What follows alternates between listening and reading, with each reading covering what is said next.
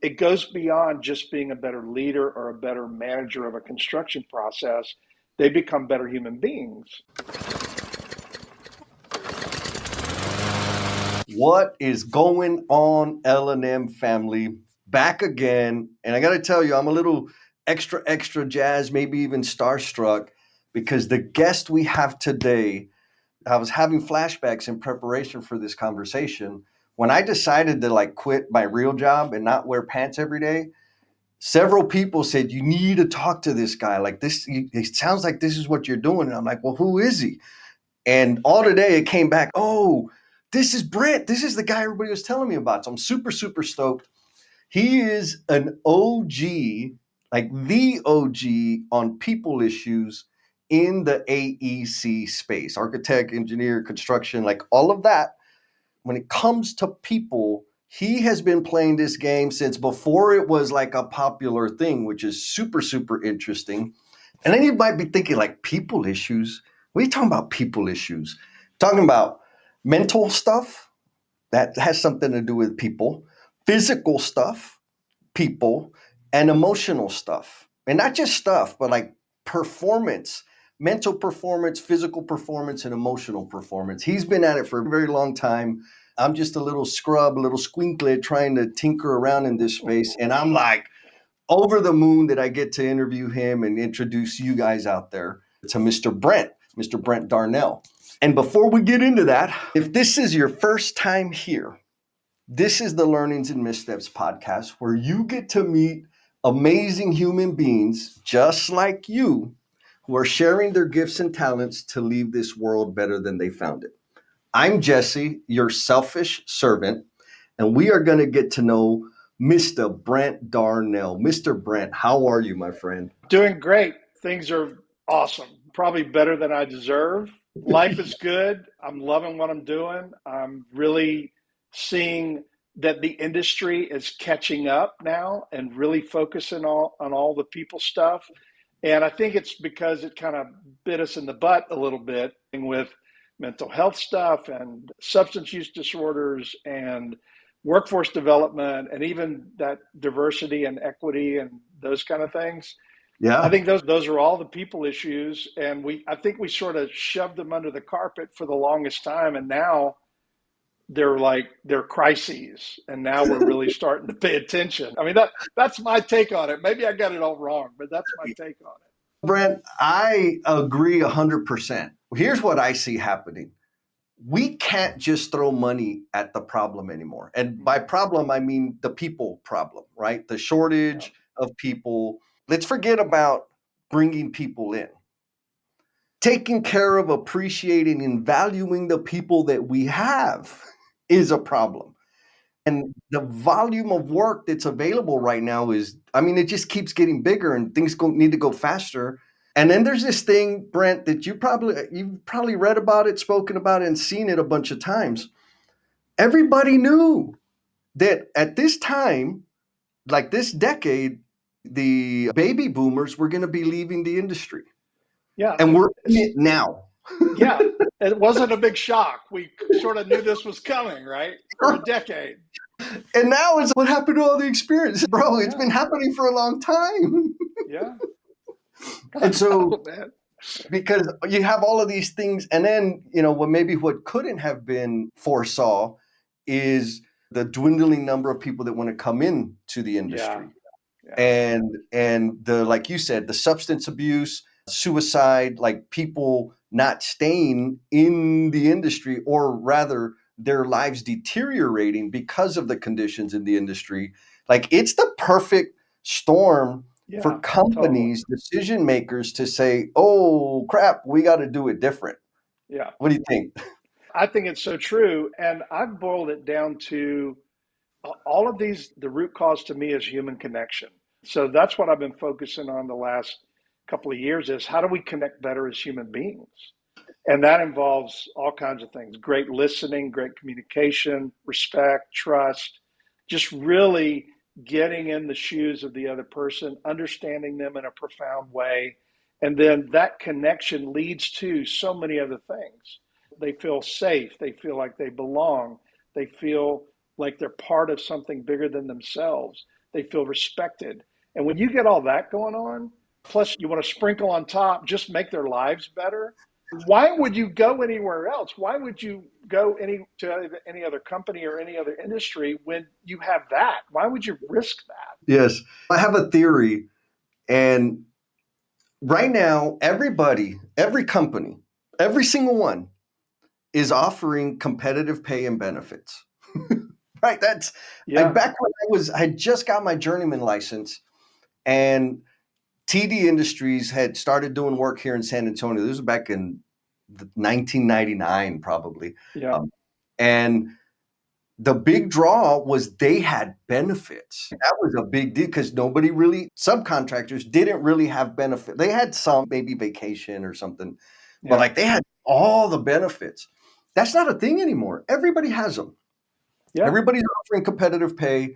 Everybody's offering benefits from their perspective. Maybe it's not competitive, but from the employer's perspective, it is, right?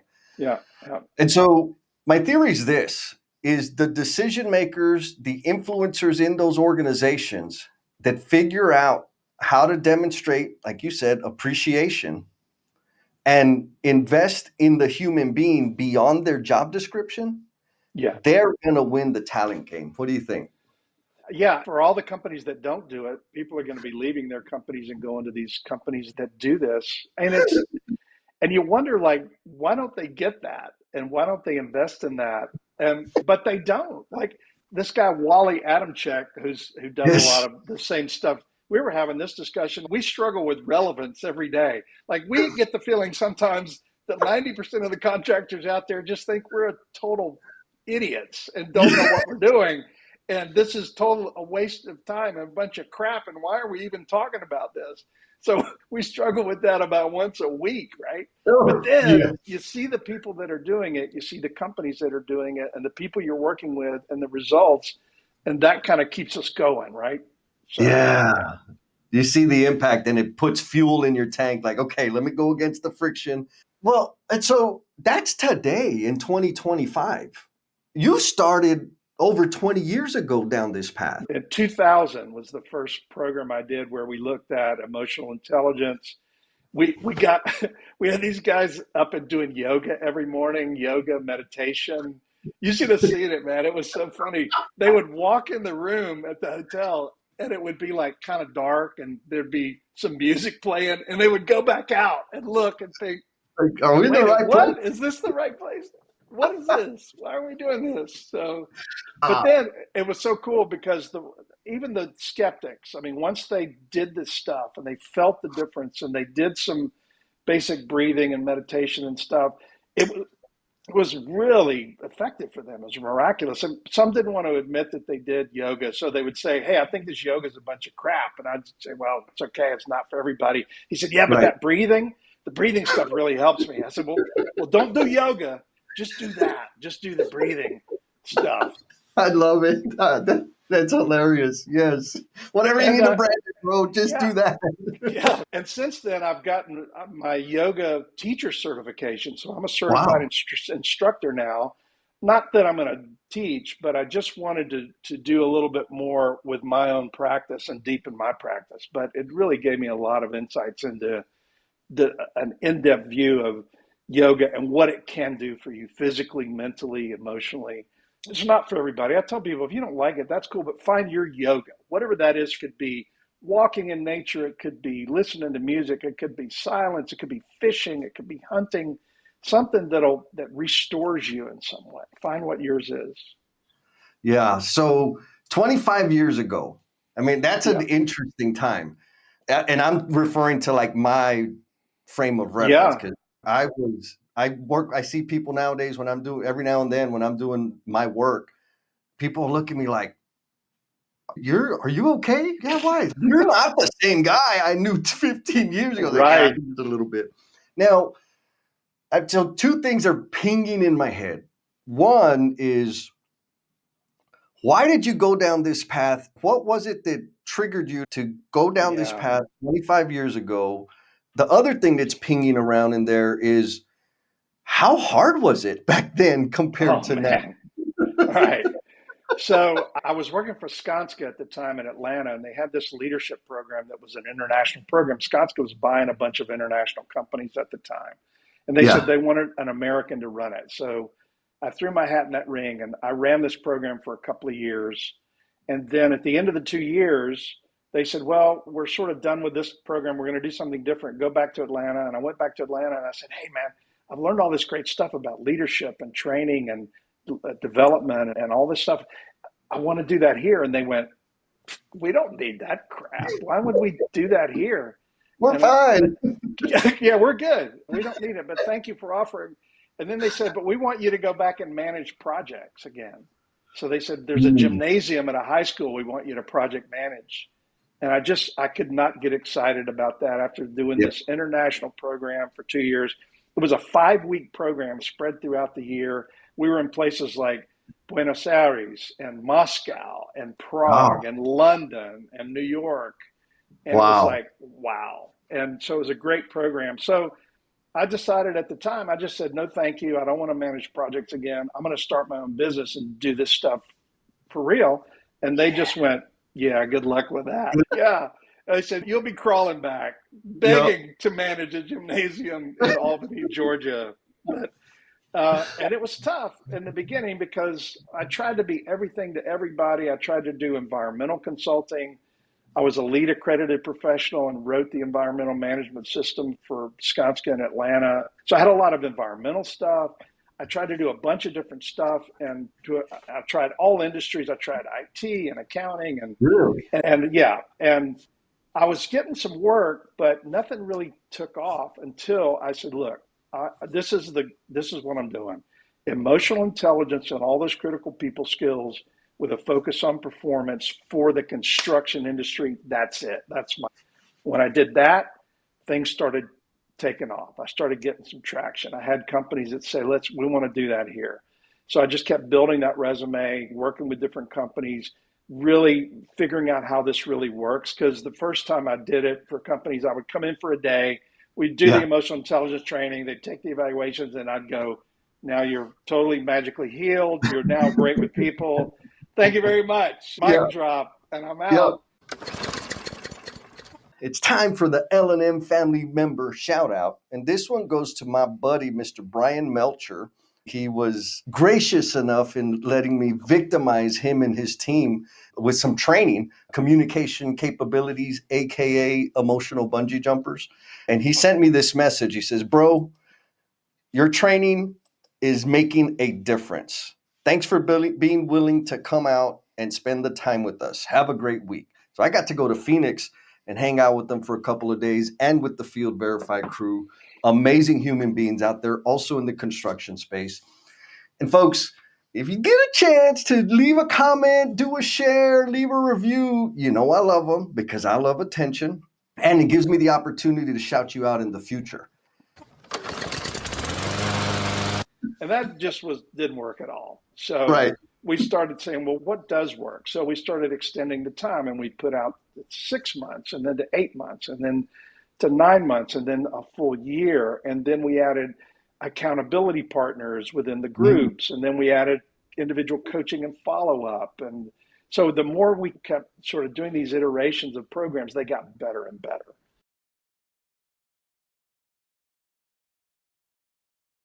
And so that's how it evolved.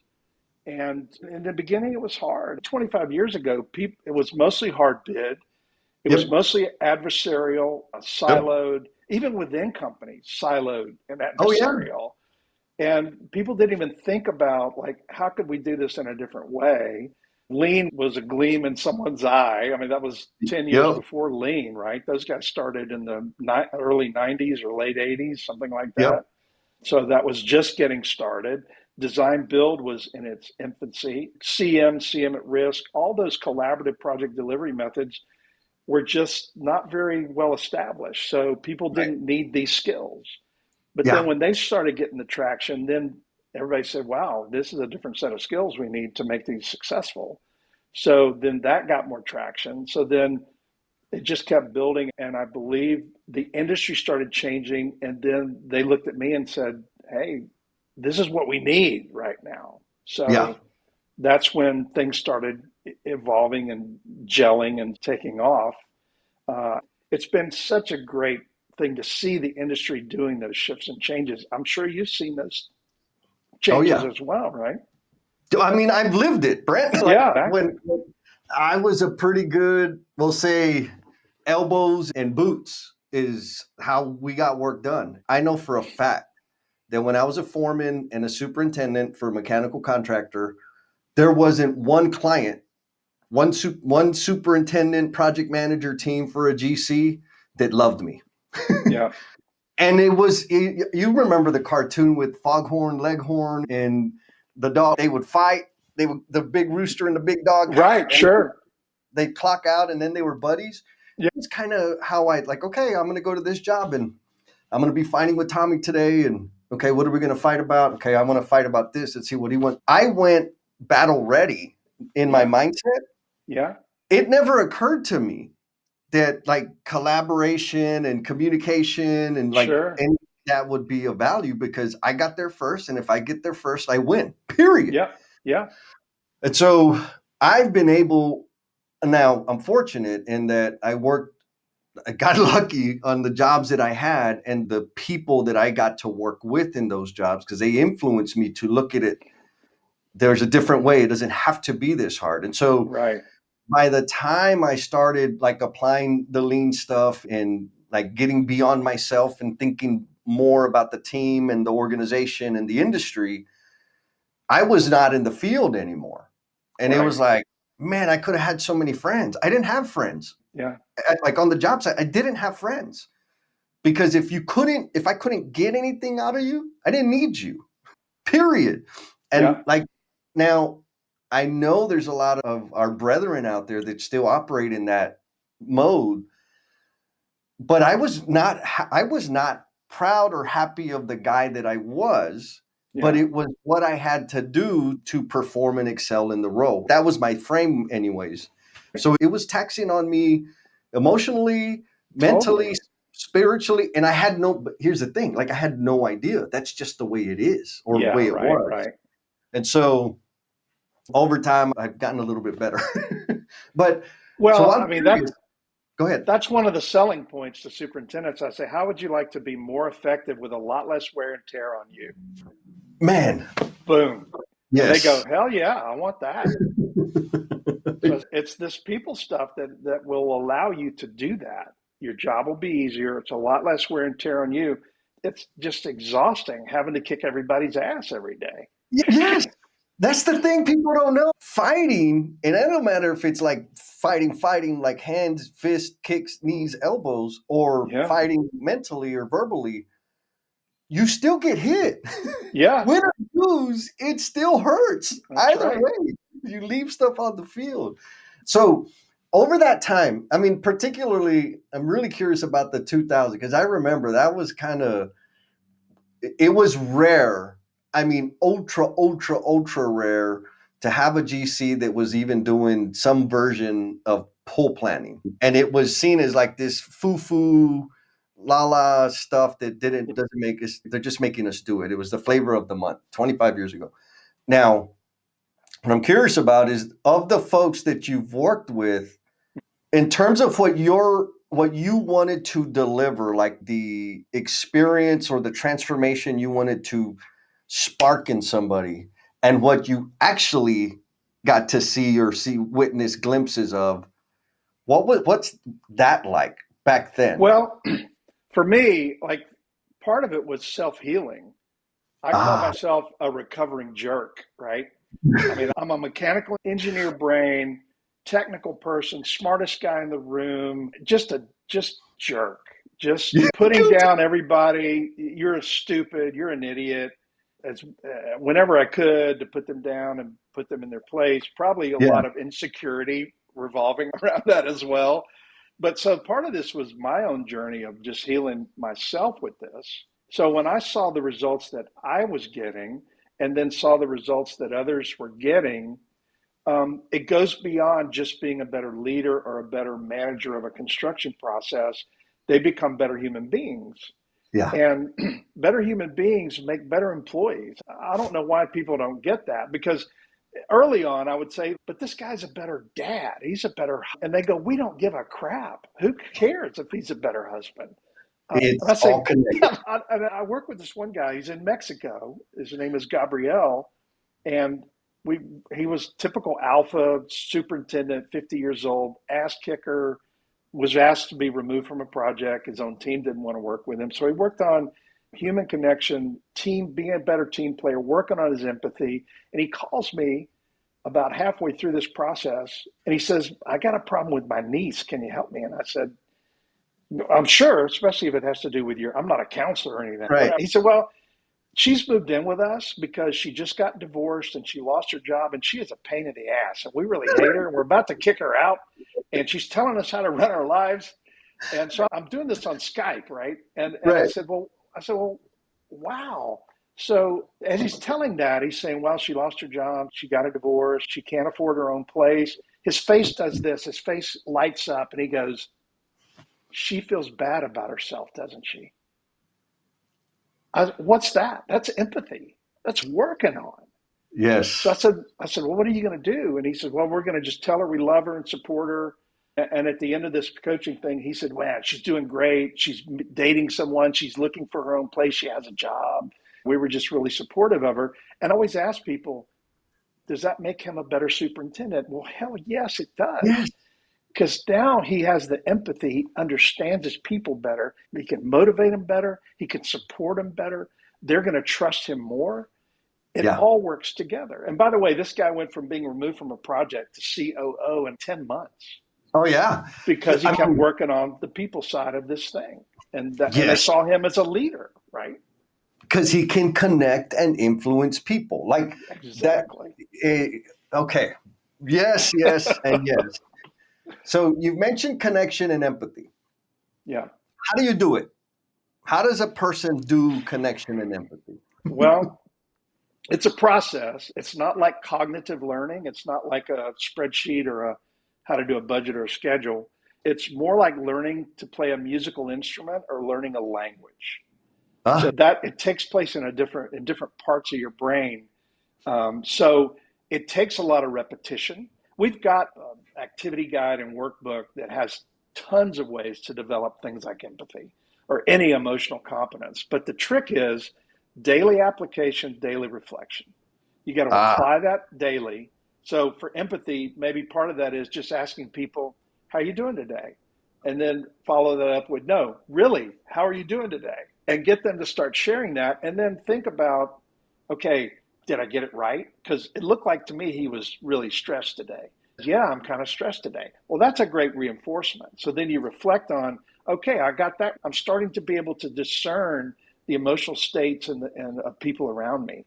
So yeah, you apply it daily, you reflect daily, and then you just keep getting better and having little nudges of insights. It's self-reinforcing behavior. You could even, I mean, you could do it just like an engineer would do it. Say, scale of 1 to 10. How are you doing today? Give me a number, and yeah, then think, okay, I had it wrong. Maybe I'm thinking I'm seeing him as a 2 or 3, and he says he's an 8 or a 9. So I got to work on that. I got to be a little more in tune with that. You get this progression of first, it starts with self awareness. Once you get that pretty good, then you start recognizing those things in others. And then guess what? Your relationships start getting better. Just start with relationships. You got to start with your own self awareness if that's what needs to work, right? yeah. Okay, so I want to dive into self awareness because my brain does twisted things with everything. Not everything. There's some things that I'll just split hairs to the nth degree, and self awareness is one of those. So what I'm looking for is like a status check. No, Jesse, you're nuts. When I think of self awareness, I don't think of self awareness in terms of what triggers me, when I'm in a good mood, how I behave, what I'm Mm-hmm. thinking, what I value. I think of self awareness in terms of recognizing how the way I show up causes people to respond in a particular way. Mm-hmm. Yeah. Am I too No, far out in? no, no. You're spot on because that's what Yes. informs the self awareness because it's discerning how you're coming across to others. And so, and what you develop over time is the ability to pivot in real time So if you're coming across and you see the reaction, which is again empathy, and it's not the reaction you're looking for, then you can pivot a little bit, Yeah. and that creates that ability to connect no matter what's going on.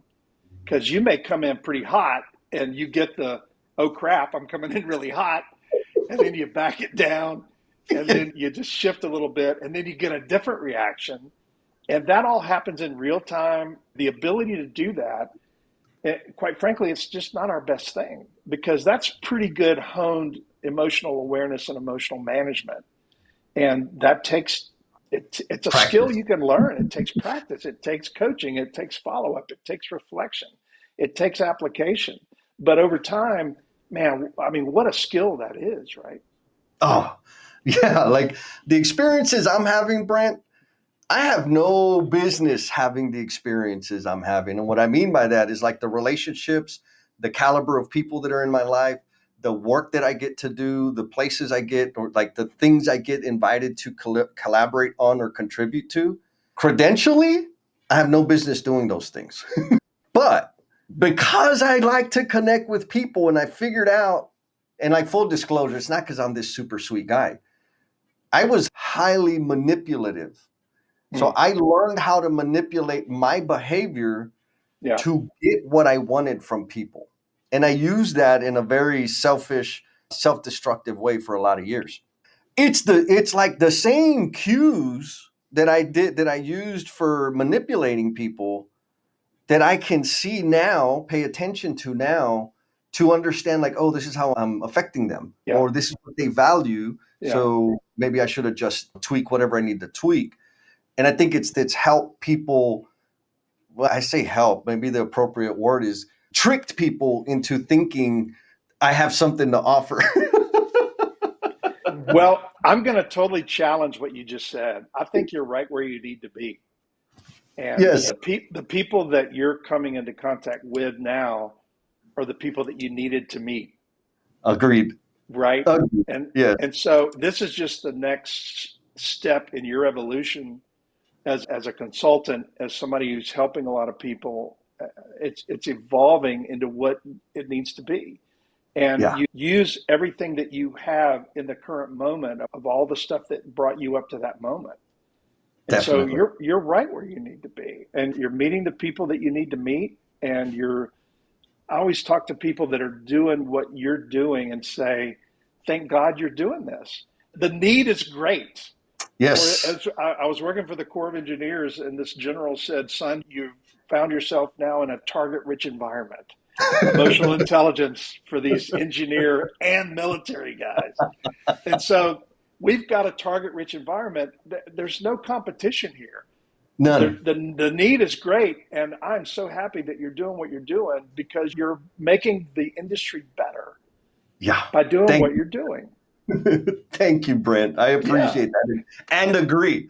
It's interesting. You said there's the need is so great because there are some folks that I've come across that do the same business or are in the same business as us, and they're kind of standoffish and guarding. I'm like, bro, like for real, I cannot handle.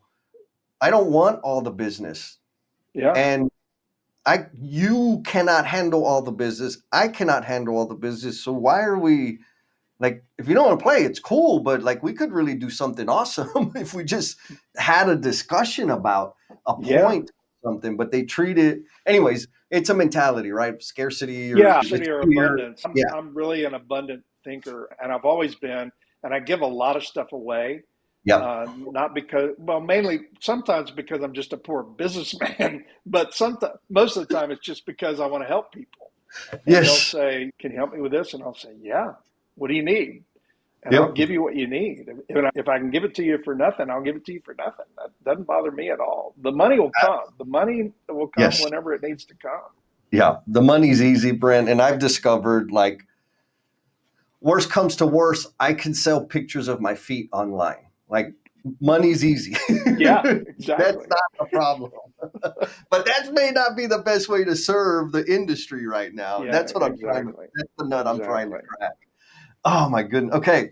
So you mentioned lean. We've kind of thrown that out there. You got to see it in its inception. And I've seen some recent stuff on LinkedIn lately about the human side of lean. Right. What is that? Well, we're doing a session Friday at the local lean thing here in Atlanta, and it's all about I call it the forgotten pillar. It's the respect for people, continual improvement, respect for people. And if you But look everybody at says those words, don't they? Doesn't that mean they're doing it? it kills me because people think of lean as a process. Yep. It is so not a process. It's a total philosophy, culture, and it takes decades to build that culture, that lean culture. And people want the quick fix and, oh, let's just do pull planning. And we really won't do pull planning. We'll just take our P6 and make sticky notes out of it and put it on the wall. That's lean, right? No, yeah. No, not really. And they don't listen to their trades. Hmm? They don't even do the big room the way it should be done. Right. Everybody should be in that room, and everybody should be having input into that process. And the guys with tools in their hands, here's the other thing I always say is those are the only guys who are creating value on that project. And they want to argue with me. No, I'm a project manager. I create value. No, you don't. I'm sorry. The value creators. We're talking about the respect for the people with tools in their hands that are creating the value and asking for their input. And then again, that all comes down to emotional intelligence and things like Yes. empathy and self awareness and how you show up in an emotional way in those pull planning sessions and in that environment where lean is what you're trying to achieve. And Yep. if you go to Toyota, in fact, there was this big lean, like a manufacturing lean thing. 90% of their sessions were on the people stuff. Yep. What does that tell you? Yep. It isn't a process. It isn't about sticky notes. It isn't about improving a process just so we'll get a couple extra dollars at the end of it. It's a philosophy that everybody has input into that process. Everybody is valued. Everybody is respected. And then when you get that in place, then the magic starts to happen. Yeah. Right? Totally. Yeah. Yeah. 100%. That's the one contributing factor that I can put my finger on is like the rate of adoption or growth is relative to that project leader's depth of humility, Yeah. right? If they can disengage from, I got to get the job done, to maybe employ some facilitator skills, Yeah. they'll have a better pull plan. If they don't have the facilitation skill, they're going to translate the P6 schedule on the sticky notes and put it on the wall and waste everybody's time. Yeah, And so, like, it's a exactly. skill set that has to happen. Now, what's interesting is you've seen it. I've been able to go all over the country and just see over and over again where people are like they're attempting to do the thing in the most clinical way and completely ignoring, and I think they don't know, completely ignoring the social element, the social value Yeah. of the different tools that they're trying to use. And so, why do you think that is so pervasive in our industry that folks discount? Maybe they're ignorant, they don't know for whatever reason. There's something that keeps us from realizing, rather, that helps us sanitize out all the human social elements of this philosophy. What do you think Hmm. it is? I think it's the pressure of executing the work. I mean, that's Like the pervasive schedule. on every project. It's you get the work done. Well, the idea of going slow to go fast and creating that uninterrupted workflow, it's just a foreign concept. It doesn't make any sense, right?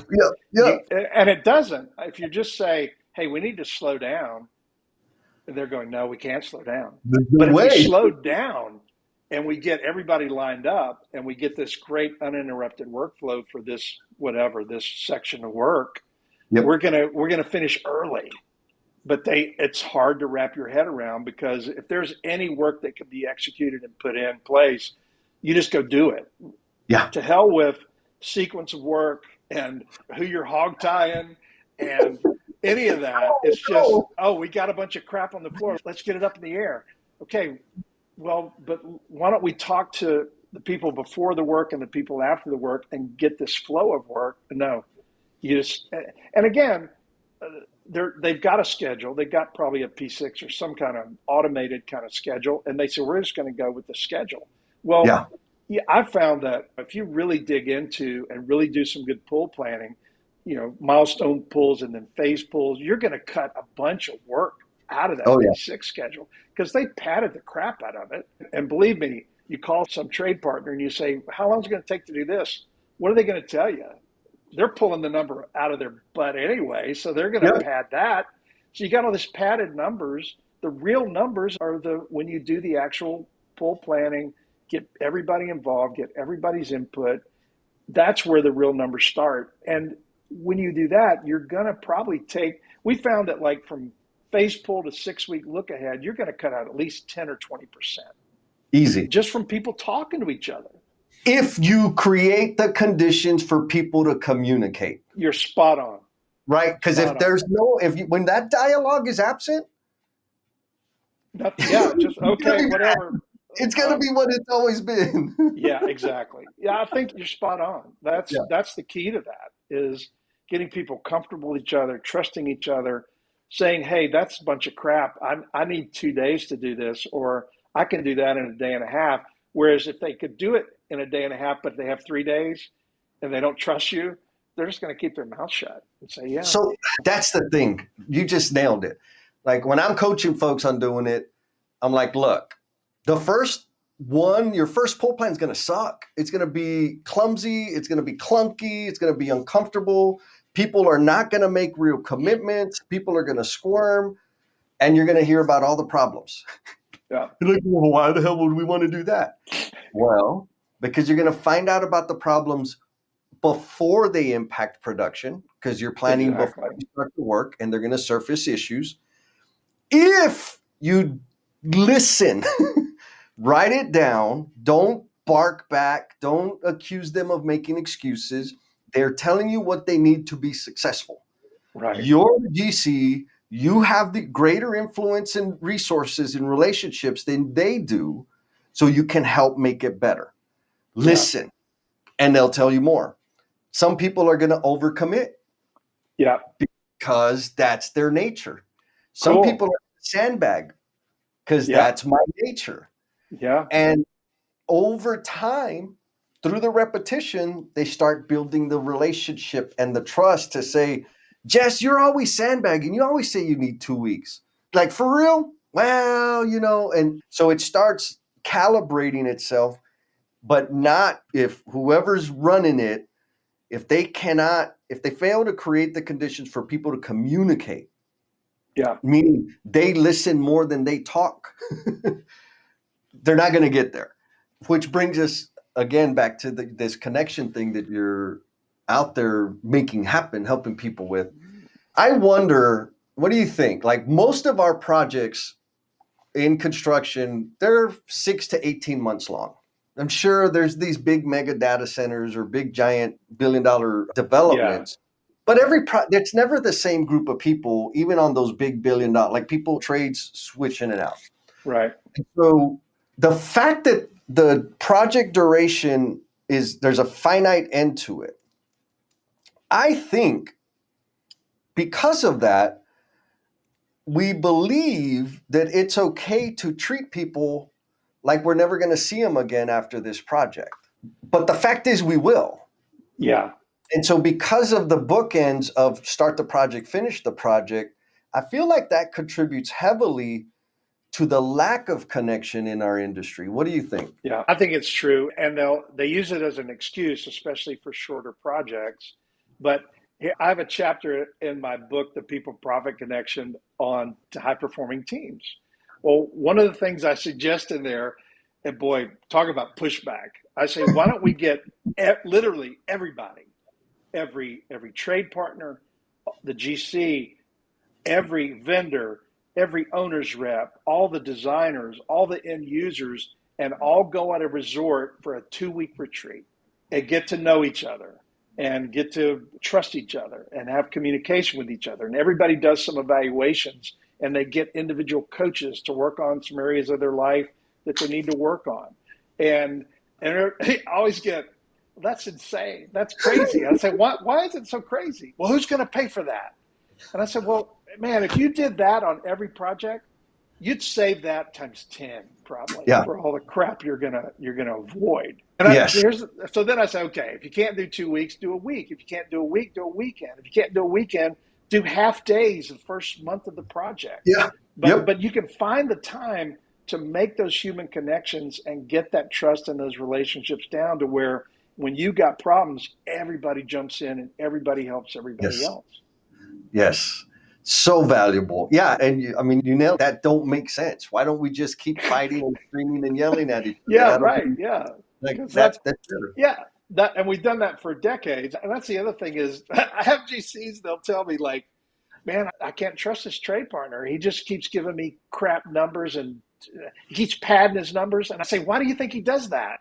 I don't know.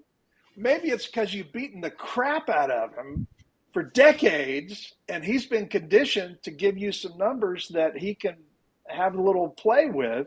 Yes. That's why he's not giving you the real numbers. It's your fault. It's not his fault, right? 100%. I love that you bring that up because it brings up a real funky situation. Because there's a growing number, and it's growing fast, just not fast enough, but there's a growing number of superintendents, project executives, PMs on the GC side that have seen the light. Yeah. They're showing appreciation for people. They're listening. They're not big softy pushovers. They're just not porcupine out all the time, right? And so now what I see them get frustrated is they get another trade, and that trade is like you described. There's a lot of fluff. They're very standoffish. They won't make a Right. commitment. And so what I try to explain to them is, dude, you got to understand, like these trade contractors work for GCs, all dozens and dozens of GCs every year, Exactly. and you are the exception.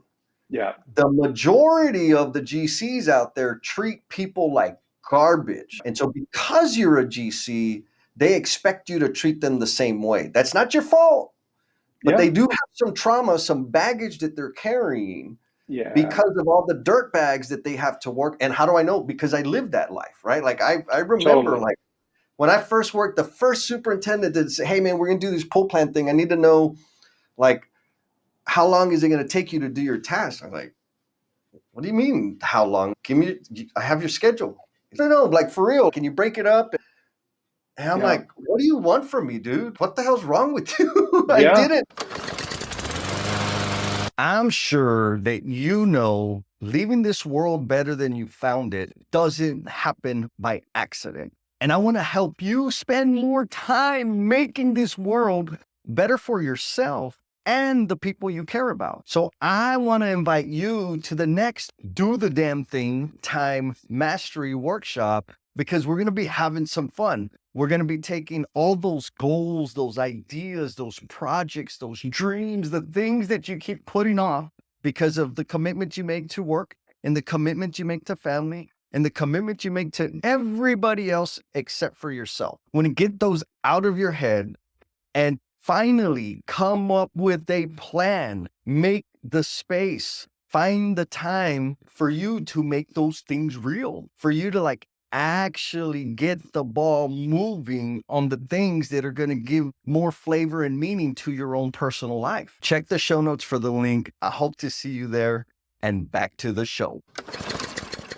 The most foreign thing in the world. I was like, what the hell is, and then it's like, oh, and then of course it wasn't easy. I think we're 3 weeks into the system on this project and they abandoned it. So we got to do it the way we always did it. I was comfortable again. Yeah. But it But took, it's so true, and it takes a little bit of time to develop that trust that you're yeah, you're not the typical GC that's going to hold their feet to the fire or punish them in some way for a number it's that that. that's been given to them. But once that barrier's broken, man, it's things just start opening up, wide open, and then Yeah. it builds on itself. Yes. Yeah. It's amazing. It's amazing. In my head, the human side of lean was a book. Is that true? I don't know. If it is, I need to read it. Oh, no, Um, okay, good.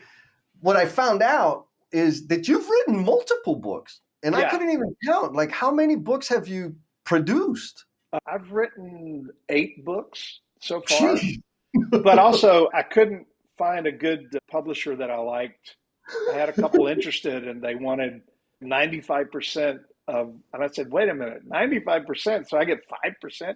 So I started my own publishing company. So I have a publishing company, and we publish people's books. And for people that are having trouble getting their books out, we help them get their books out. So I publish through my own publishing company. And those are on my website. I've turned People Profit Connection into an audiobook. There's ebooks. Nice. There's, yeah, check them out. I've even published Big Mama's Country Cookbook, I which saw is that. I was like, is this like what? Maybe I'm on the wrong website. so What's that?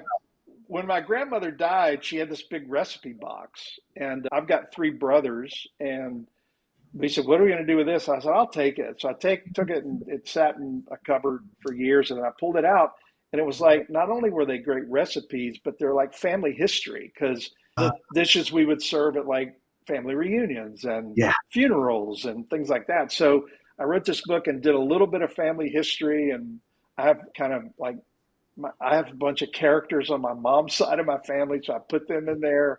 And then I didn't have quite enough recipes, so I solicited all my cousins, aunts, and uncles and said, "Give me all your favorite recipes." So this is all Southern cooking, Ah, biscuits and gumbo, and mostly mm, Alabama Gulf Coast kind of cooking, and fried chicken and collard greens and yeah. cornbread and all those really good things. So that's what's in the book.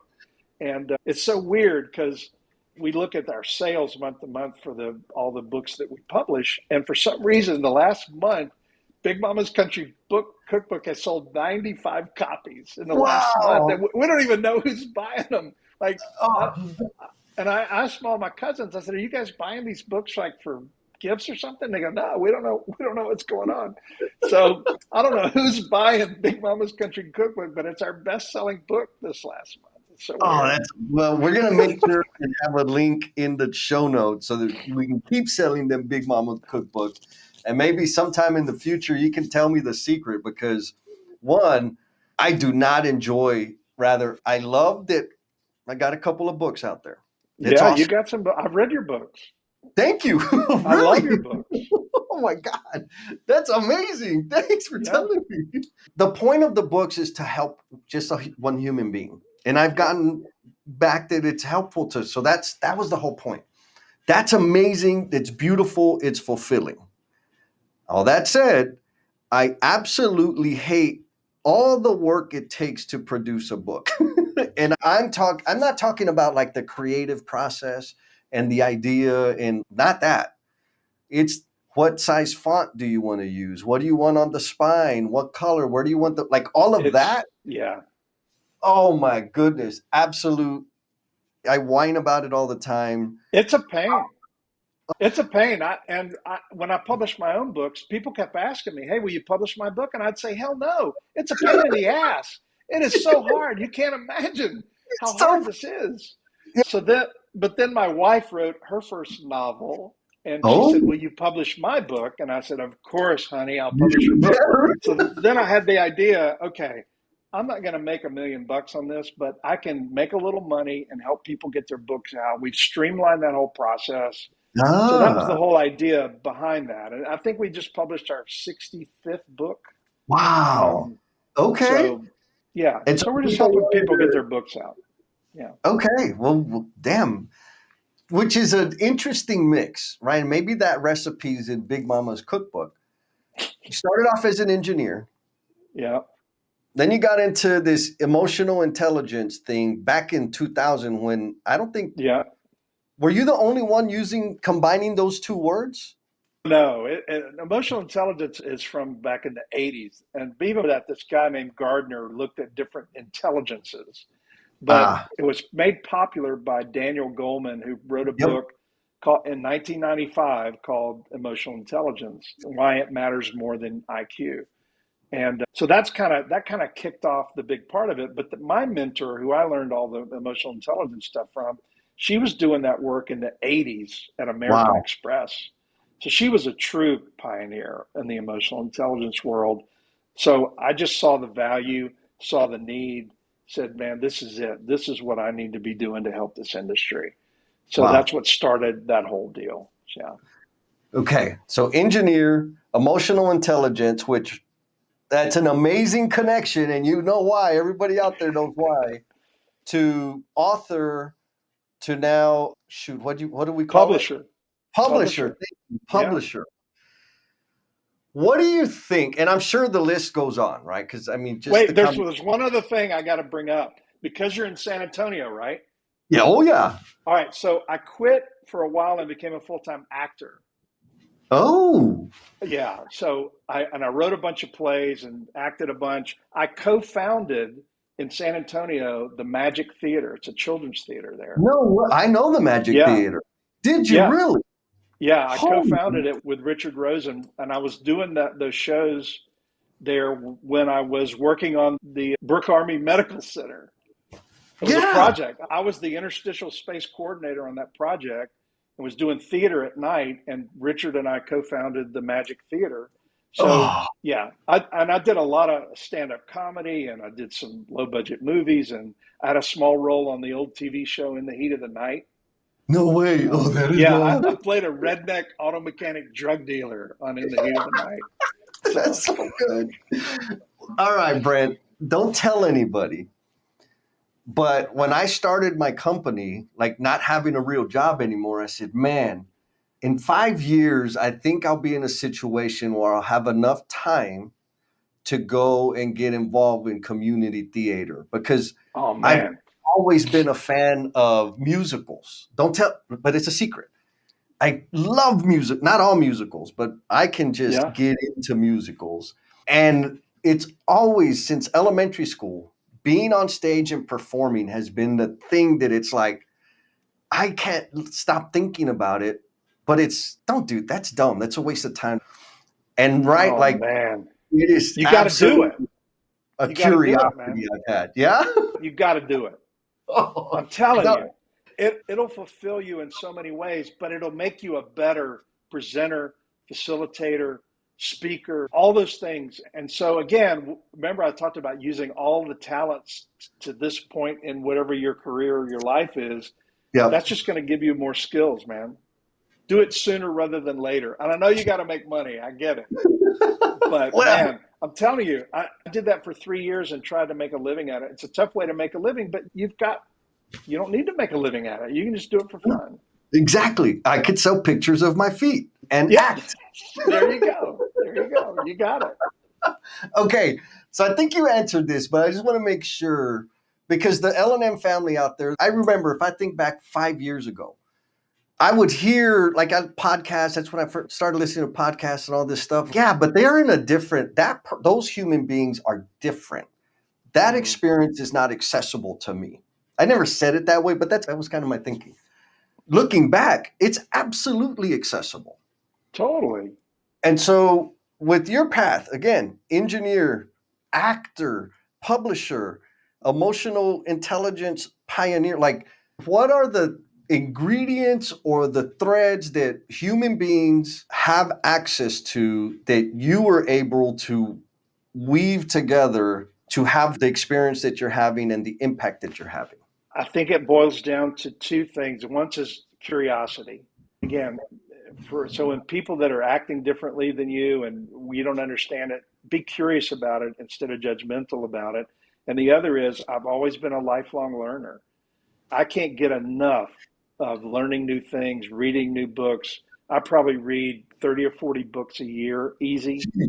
I'm constantly reading and trying to learn new things. And I think what that does is you get like all these real weird, just disparate, weird things that are floating around in here. They coalesce into one thing. So the acting stuff led to, I do a lot of work with improv, and there's this group called the Applied Improv Network. So we take improv and apply it to learning and Yeah. leadership and connection and communication and all those things. So a lot of the stuff in my courses and online or live, they're improv exercises, they're acting exercises. You see, so and I get I don't tell them that it's that, but so I've taken this really weird thing over here and this cool thing here and kind of slapped them together and it creates this new thing that's even better. But Yeah. in order to bring those really weird sort of things that don't seem to belong together, you've got to know those things. So you got to learn a bunch of new things and then it just comes together and it happens. It's so Oh, cool to see that process, right? So many things amazing, like curiosity and lifelong learning. There's a curiosity, you pursue it, you learn more about it, and it creates the stuff to connect at some point in the future Yeah, to other exactly. people. And it's just the magic. It's so, Yeah, folks, be curious, rather, don't be, stay curious. And yeah, then learn about it. Spend some time learning about whatever that curiosity is. It may not pay off today. Rather, count on it not paying off today. yeah, But as you go into the future, the right circumstances, the magic juju comes together, and you'll be able to serve people to a greater degree. I love that. abs- I stole the yes and exercise because I took an improv course also, which was yeah, awesome. Like, I did 9 weeks, but not as serious as you. It was just a thing I wanted to do.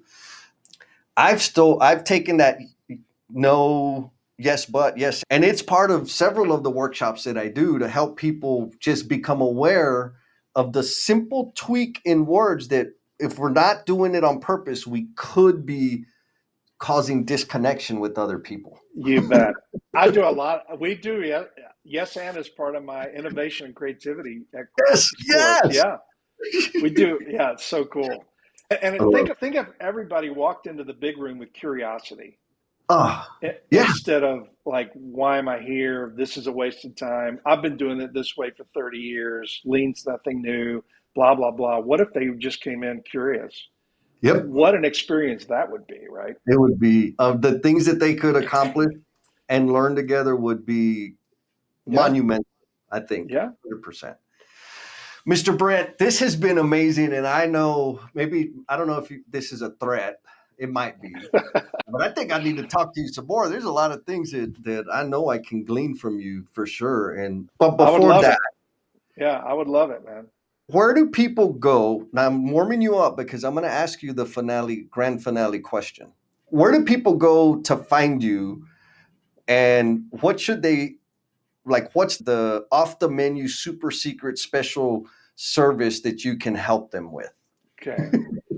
Wow. So go to brentdarnell.com, connect with me on LinkedIn. I would love to connect with you on LinkedIn, but go to brentdarnell.com. That's my website. And there's some cool stuff there. I mean, you can check out the online courses. There's some free stuff you can access just to see if you think it's something you'd want to do. But also, if you go to the online store, there's an emotional intelligence test. These Ooh, are all free. There's a nutrition survey that tells us how your body's working. ooh, So, and see, those correlate with each other. yeah. Yeah. So you can look at your emotional profile, your physical profile, and then there's something called the body battery inventory as well. It measures stressors versus recovery. And then it gives Ooh, you a number. So if your number's negative, you either have to build in more recovery or you have to reduce your stress. Well, in this industry, we always say, okay, reduce stress where you can, but it's a stressful industry. So we opt into let's build in more recovery throughout our day. yeah, And there's tons of recovery activities that you can work sure. on and do, and it gives you a bunch of stuff in this body battery inventory. You can even create a plan because you know you're going to be stressed. There's things that are going to stress you, like a meeting, a Without a doubt. commute, a person. So create a plan right now to build in something to recover from that stress, either before, during, or after that event.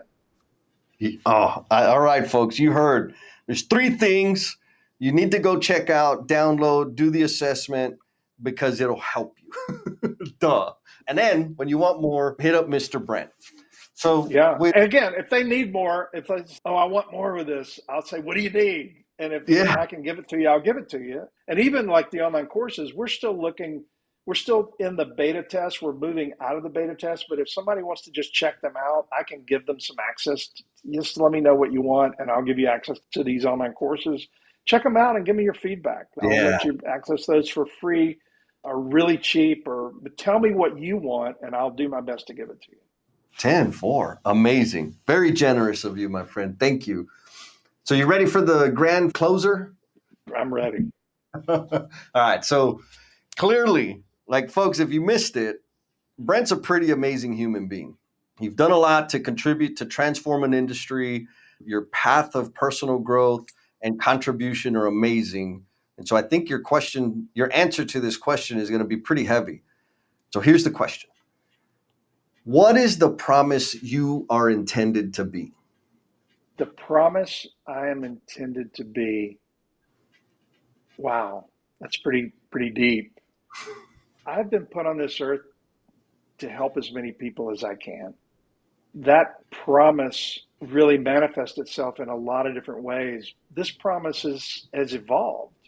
I think I was pretty selfish, pretty much of a jerk initially. So this is a process for me and a self-healing process. But then I see what this work can do and be because I've experienced it. So I want other people to help, that I can help experience this same transformation. And not that I'm saying everybody's a jerk. I'm saying no matter where you are, you can be better. And I've just tried to develop some good tools to help people be the best version of themselves that they can be. Um, that's what I'm here for. Amazing. I knew it. I knew it was going to be awesome. Jeez. Oh my god. Did you have fun? Oh man, this was a blast. I would love to do this again. And I'm threatening to come to LCI, to the Oh, Congress, so that we can go hang out and maybe go grab a meal together or yeah. something. Weren't you speaking somewhere at the No, same time? no, no, not when, maybe Ah, that those 2 or 3 weeks. It's October, right? it's October, the week of the 21st. Yeah, I am doing some speaking those weeks, but I'm gonna try to see if I can squeeze that in somehow. Oh man, that I've would be a yes. and I'd love to also hang out with Jen as well. Yeah.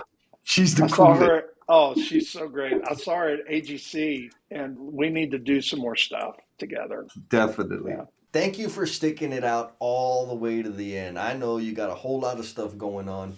And in appreciation for the gift of time that you have given this episode, I want to offer you a free PDF of my book, Becoming the Promise You're Intended to Be. The link for that bad boy is down in the show notes. Hit it. You don't even have to give me your email address. There's a link in there. You just click that button and you can download the PDF. And if you share it with somebody that you know who might feel stuck or be caught up in self-destructive behaviors, that would be the ultimate. You sharing that increases the likelihood that it's going to help one more person. And if it does help one more person, then you're contributing to me becoming the promise I am intended to be. Be kind to yourself, be cool, and we'll talk at you next time.